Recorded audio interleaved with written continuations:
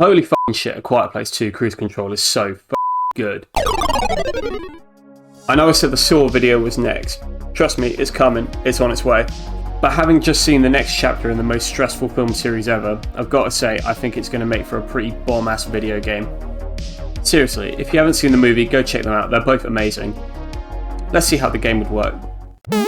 So if you haven't had the privilege of watching John Krasinski steam cook a fish in silence, let me quickly explain what's going down. So there's these spider, crab, xenomorph, Cloverfield beasties who have basically killed like almost everyone by running up to them and slapping the shit out of them. Bullets and explosives don't hurt them at all. Good news is they can't see. Bad news is they can hear everything, like if you sneeze inside of a modern house on the edge of town, they'll hear you. Like Daredevil, but as a big crab. In the movie, these things are genuinely very threatening. Like more so than most horror movie monsters. But imagine having to face these things in a brand new Nintendo 360 game. You'd probably get well spooked. Naughty Dog kind of already did something similar to these with the clickers from The Last of Us. But those guys go down with a little grab and stab. Not only would the monsters in AQP be almost unkillable, but they would kill you in one hit, with no simple way of taking them down, or stopping them at all. If you've seen my stuff before, you'll know I like me an unkillable enemy that hunts you down, not the other way around. You ruined everything! The stress of having to just get on with the game while knowing someone or something is looking for you, it adds a level of stress that adds a lot more immersion to the experience.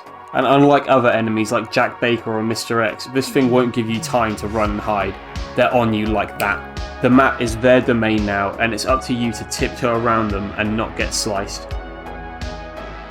There aren't swarms of them, but you might bump into 2 or 3 in one area. The aim of the game is your typical survival horror business. You load into a giant ass map, and as a survivor trying to gather resources like food, medicine, water, power, etc. Starting out, you'll have to raid local drugstores and supermarkets for your loot, but later on down the line you'll be able to farm and craft your own bits. Bear in mind though, you got to do it all in silence. Maybe something that you got to do is clean your water supply, but doing so is noisy, so you got to do it somewhere where they can't hear you, like a storage unit you've kitted out with some soundproofing, as an example. Let's mix things up a bit with some permadeath, meaning once one of those things gets you, that's it, you start over.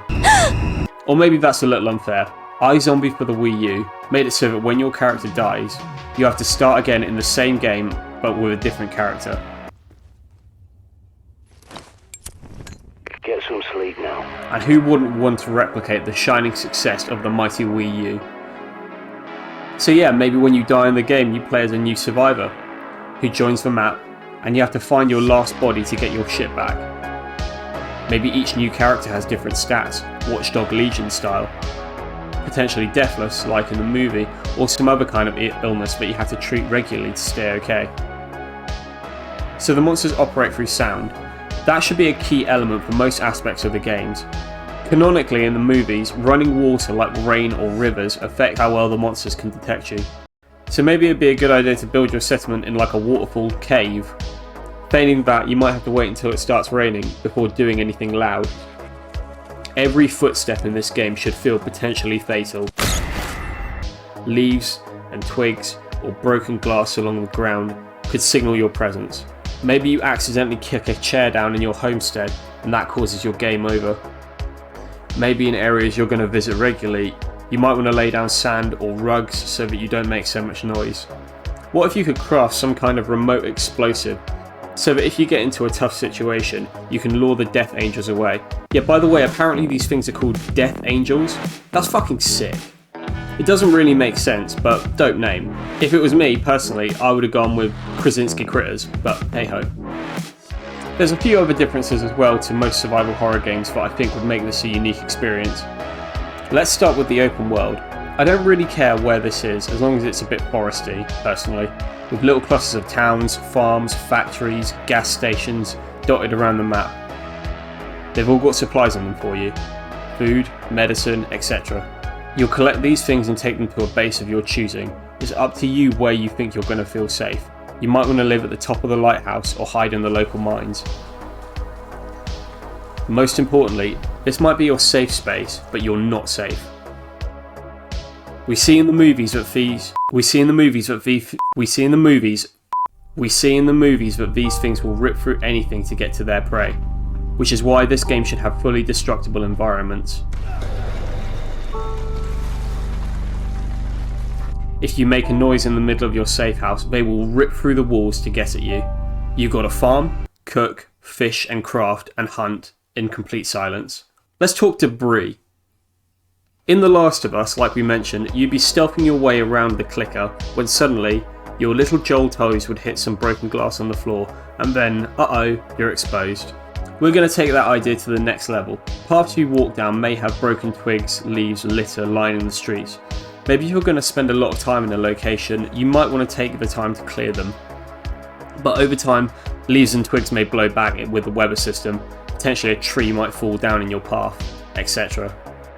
If you're lucky and it rains, it could disorient the monsters, giving you a bit more freedom while manoeuvring them. Potentially a thunderstrike might lure them away. These kind of systemic features would make your experience feel a bit more unique. Now, in most zombie or survival horror games, buildings provide a level of safety. I mean, a monster can't operate a door handle, they're not ghosts, so they can't go through the walls. Yeah, fuck that, no safety in this game. Fully destructible environments everywhere. In the movies we see these things bust through thick, solid steel. They go through trains, they go through farm silos. Just because you're in a little safe house doesn't mean they won't get to you. If they hear you, they will rip right through the building to get to you. There may be if you survive the encounter. You got to carry on the game, but now with a giant hole in your wall. As for other survivors on the map, let's just say there aren't any. This is kind of a cop-out, but it doesn't really make sense to have them. You can't speak to them, so they're not exactly going to be handing out side quests.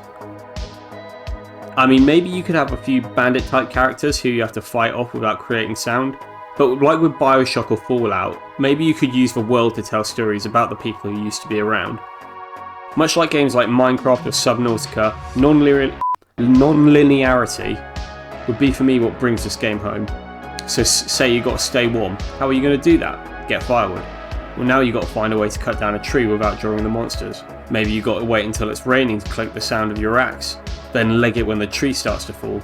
Or maybe you could try throwing something at the tree, see if the monster will run and rip right through it for you. This type of systemic gameplay is so great because it means that no two people would have the same experience with the game. You could set up inside an industrial factory focusing on creating a sustainable home, or build yourself a raft in the middle of the lake and focus on exploring the map. Maybe you make it your goal to try and find a way to kill the angels. The possibilities are endless. Thanks again to everyone who watched this. Workshopping these ideas in my head is a lot of fun. So if anyone has any other ideas on the same vein, let me know, I'm all for it. Okay, I need to get on with the Saw video now, so I'll leave you guys to it, but be sure to watch my other stuff if you like this and hit all those likes, subscribes available to you. Also go check me out on Twitch, I'd really appreciate it.